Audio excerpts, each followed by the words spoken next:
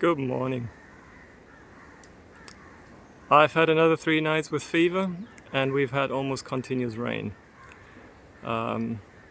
Yesterday I made a video in the morning, and I'd abandoned the idea of getting any more rest at roughly 4 o'clock, and sitting down for meditation felt like, you know what?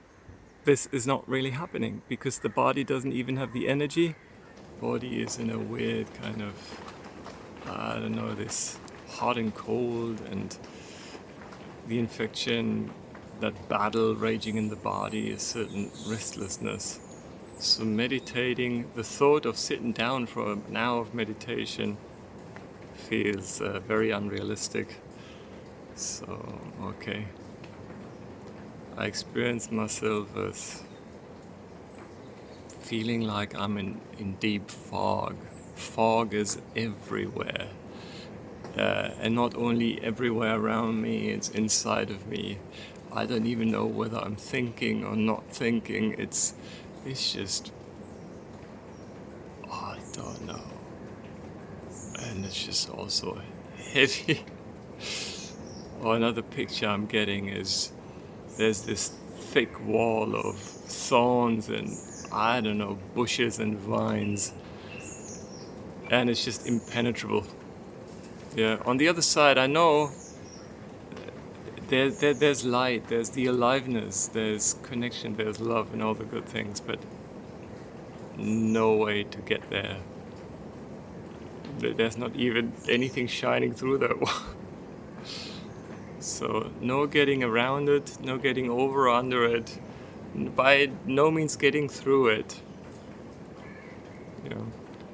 So there's something that just goes off and kind of implodes.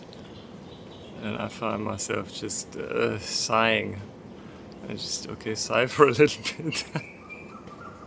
So these are my meditations today.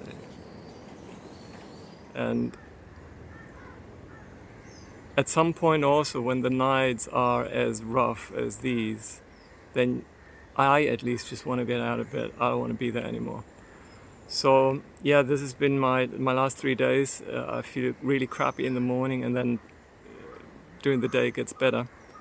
But yesterday I felt like this, oh my God, trying to meditate and actually going like, you know what, I'm just sighing, okay, doing a few minutes of sighing meditation. And then the body or the mind, no, more the mind saying, I would say like, oh, a chai would be nice.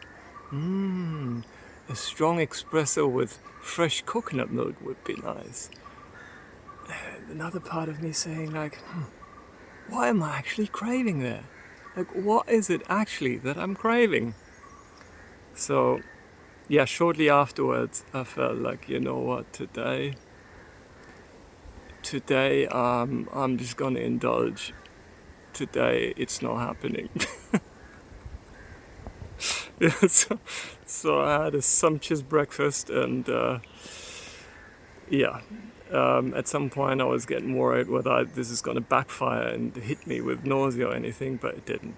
So anyways, today I'm back on track, more or less. I came out now that there's a bit of a break, yeah, a small pause between the showers. Yeah, this thought of what am I actually craving there? I mean, that's what the last video was on, right?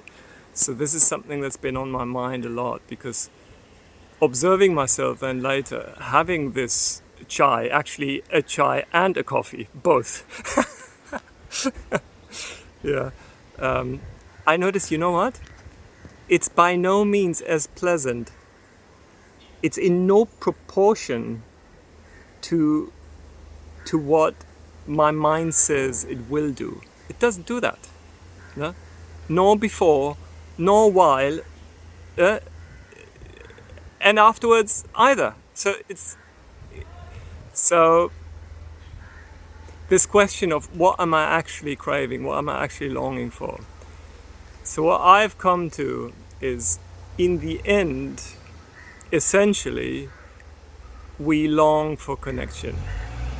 Yeah, and by connection I mean,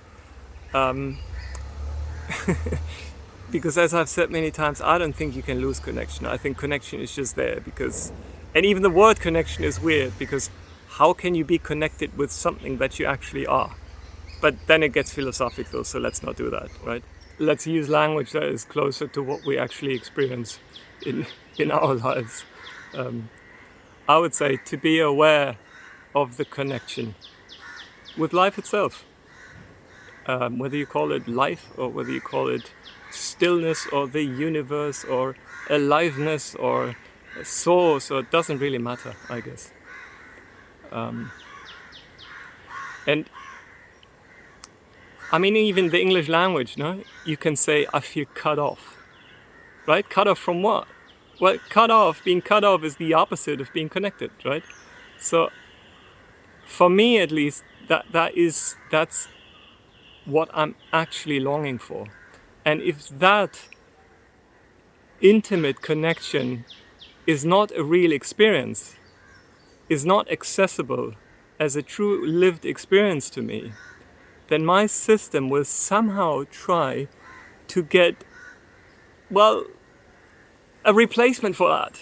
And it will try to get that through whatever, the coffee or the chai, or connection with another human being, or having a plan or thinking of achieving something, whatever it may be.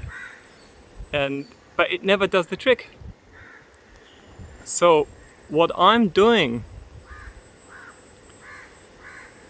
the whole purpose of what I'm doing with with these guidelines that I put in place for myself, this self-care routine, right, is to create the most favorable conditions for my system to experience that connection as much as possible. And then it becomes really, really weird if you think of it, right? Because these guidelines, that I put upon myself, they don't seem very kind of alive and even loving. They seem more like rigid. So it's this weird paradox of doing something that I actually don't feel like doing in order to then experience a lived connection where there is deep love, aliveness. It is weird. But that's as well, as clearly as I can put it right now. Yeah, that's what I've come to. And again and again, I find myself, when I crash, like recently, that I eventually lose touch with it. And the memory of those experiences can only nourish me and nurture me for so long. As soon as I don't have emotional access to those experiences anymore, then I do need at least one new experience. And as I've seen it consistently, is even though it might only be a short experience, it's weird, but somehow it restores sanity to some extent. And then afterwards, it's as if that experience can sustain me for quite some time.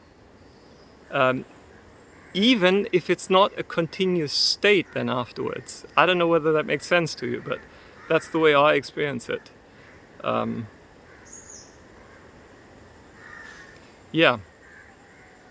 mean, this is a big topic, and in the past, whenever I lost access, I would go in with a lot of hours per day to make that transition phase from feeling cut off to feeling, oh, connection reestablished, my head is above the water again.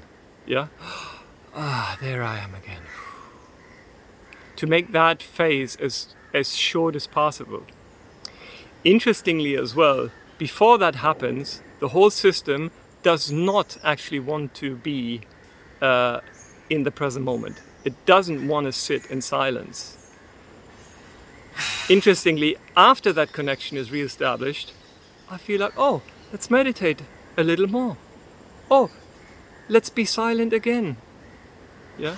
So, and also on a physical level, I find it very, very impressive that the body can feel literally unable to sit.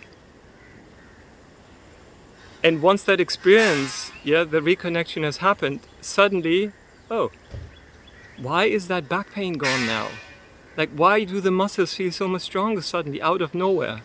It's impossible, right, for the body to have such physical fundamental changes within the matter of a few minutes. That's not possible. So what is it that does it? Yeah, I guess that's why they say mind over matter. Yeah, I think I'll leave it here. There's so much more to say to these topics, but I guess I don't know whether you guys are as passionate about it as I am. Have a beautiful day.